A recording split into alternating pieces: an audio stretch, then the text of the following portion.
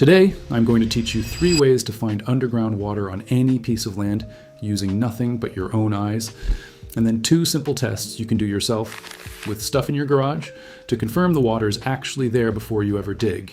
These are the methods hydrologists and pioneers trusted. They cost nothing, and you can start walking your own property the minute this video ends. Stick with me, because there's a 4th method everyone has heard of, the famous one with the bent stick. And I'm going to prove with hard science whether it works before we are done. I have walked land using these exact steps. They are real and repeatable. Here is all of it. One thing has to be clear first, because everything stands on it. Groundwater is not an underground lake you stumble onto.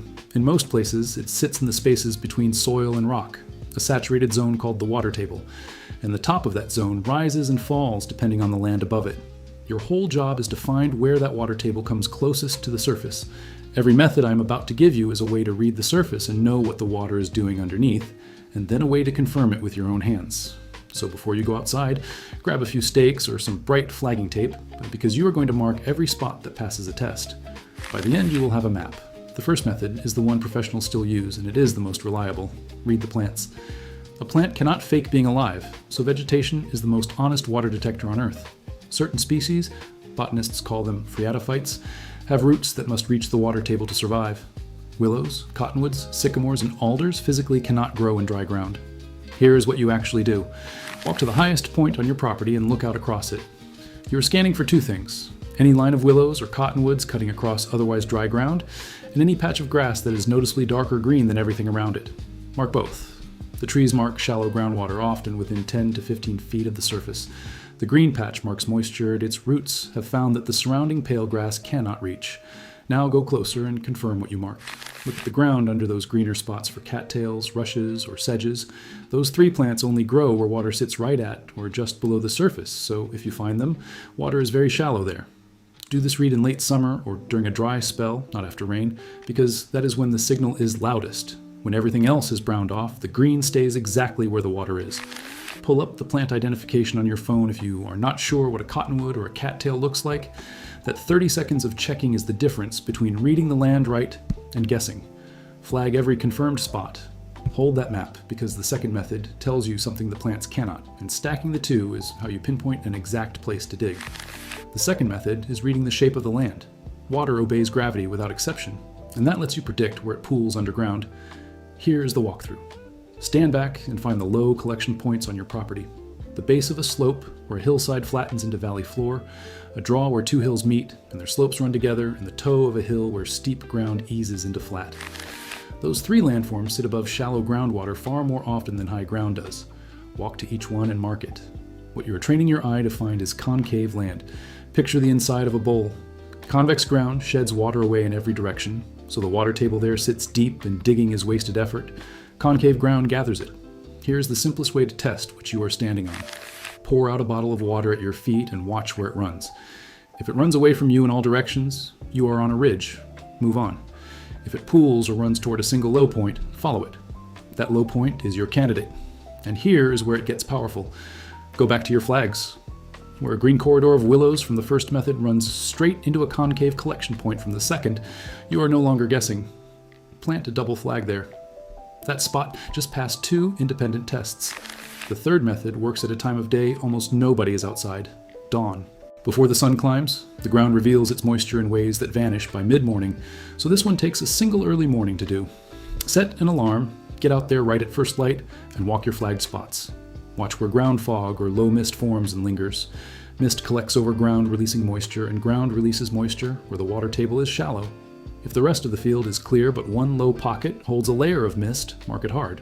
That is a strong signal. Dew tells the same story, and you can read it the same morning. The areas holding the heaviest dew, and the spots where dew is the last to burn off as the sun rises, are sitting over moisture. So watch which of your flags stays wet longest. In winter, the principle flips and gets even sharper. The patches where frost melts first, or where snow thaws fastest, are warmer because the ground beneath holds water, and water moderates ground temperature. So if you are watching this in the cold months, you have an easy assignment tomorrow morning. Walk out and find where the frost is already gone, while everything around it is still white. That takes 1 morning to learn, and almost no one teaches it anymore. By now, your best spot has mist forming over a green corridor in concave low ground, holding dew the longest. 3 methods, 1 square of dirt. Now, the famous one. Everyone has seen it, and if you have watched someone do it, you swear it is real. You take a forked branch, a Y-shaped stick, usually willow or hazel, and hold the two ends, one in each hand, point sticking out in front. Or you bend two metal rods into L shapes and hold them loosely so they swing. Then you walk slowly across the land, and when you pass over a vein of water, the stick dips hard, or the rods swing together and cross, seemingly on their own. The dowser feels it pull. They are not lying about feeling it. The pull is completely real to the person holding the stick. The method is called dowsing, or water witching. It has been practiced for over 400 years, and farmers paid good money for it. Some still do. Here's the problem, and I'm giving it to you straight because you deserve the truth, not a campfire story. It does not work. Not in the way that matters, finding water you could not have found otherwise. Dowsing has been tested under controlled conditions more than almost any folk practice in history. The largest test ran in Germany in the 1980s. Researchers took hundreds of dowsers, many confident professionals, and ran them through trials where water flowed through pipes whose positions they could not see. Across thousands of attempts, the results matched random chance. The dowsers who succeeded one day failed the next. There was no consistent skill. When the dowser could not see the landscape, the stick went silent on the truth. So why does the stick move? This is the genuinely fascinating part, and it is real science. It is called the ideomotor effect.